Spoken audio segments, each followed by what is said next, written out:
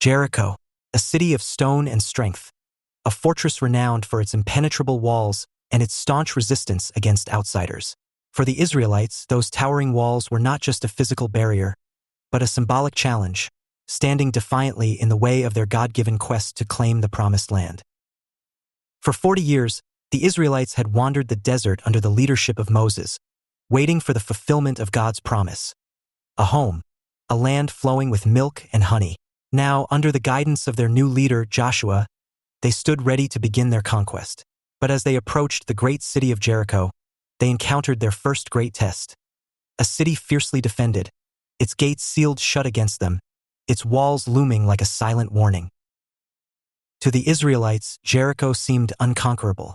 Their weapons were limited. Their numbers, while vast, held no advantage against such impressive fortifications. Yet Joshua did not waver. He had learned long ago that their strength did not come from swords or numbers. It came from their obedience to God. And so, as Joshua stood before the city, he lifted his gaze to the heavens. There, overlooking the battlefield, he encountered a figure, a man with a drawn sword in hand. Joshua stepped forward, his voice steady but filled with curiosity.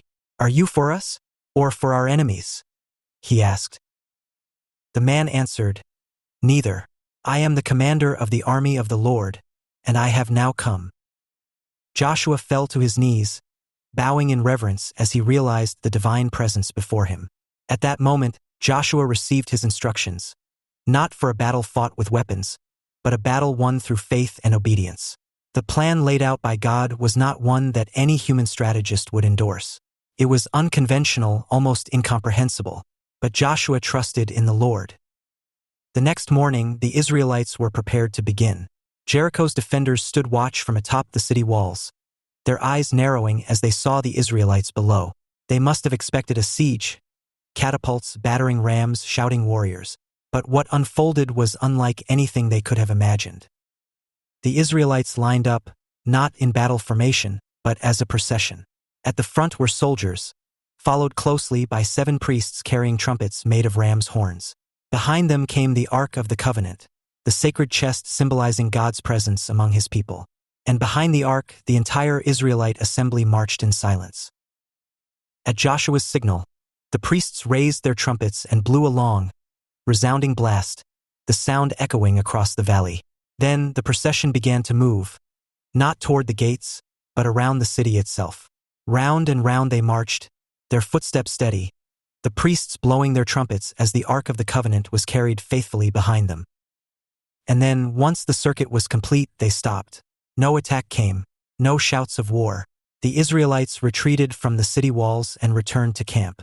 As the day ended, the defenders of Jericho were puzzled, wary, and perhaps amused.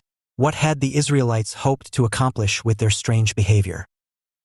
But as the sun rose the next morning, the scene repeated. The Israelites once again formed their procession, walked around the city in silence, and returned to camp.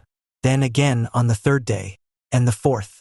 For 6 days, the Israelites marched in the same manner, their actions unwavering, their trust in God absolute.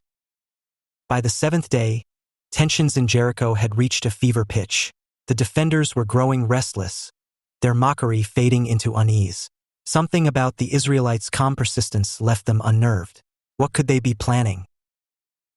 That morning, the Israelites rose even earlier than usual. Their numbers gathered, their ranks formed, and their trumpets were raised. But there was something different about this day. Joshua had told them that on the 7th day, their mission would change. They began their march as before, encircling the city in silence except for the steady blasts of the trumpets. But instead of stopping after one circuit around Jericho, they continued. Twice, 3 times, 5, 6, the procession moved steadily, completing a total of 7 circuits around the city. By the 7th march, the air was charged with expectation. Joshua's voice rang out loud and clear, cutting through the sound of the trumpets. "Shout, for the Lord has given you the city." And with that, the sound exploded. The people raised their voices in one unified cry, a shout of faith, of triumph, of surrender to God's will.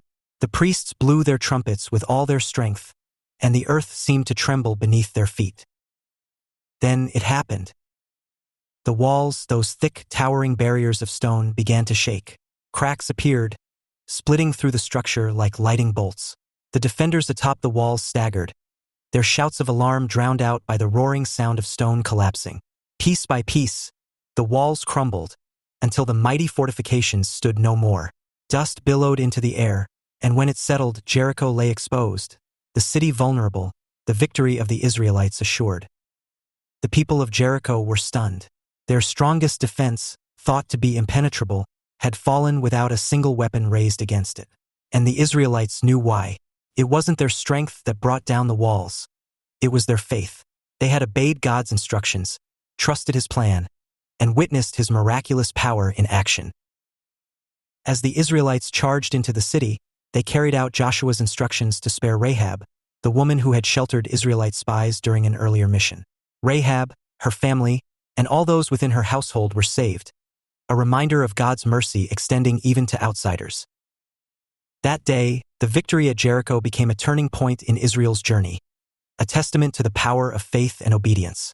The fall of Jericho's walls echoed far beyond the battlefield, serving as a reminder that with God, no obstacle is insurmountable.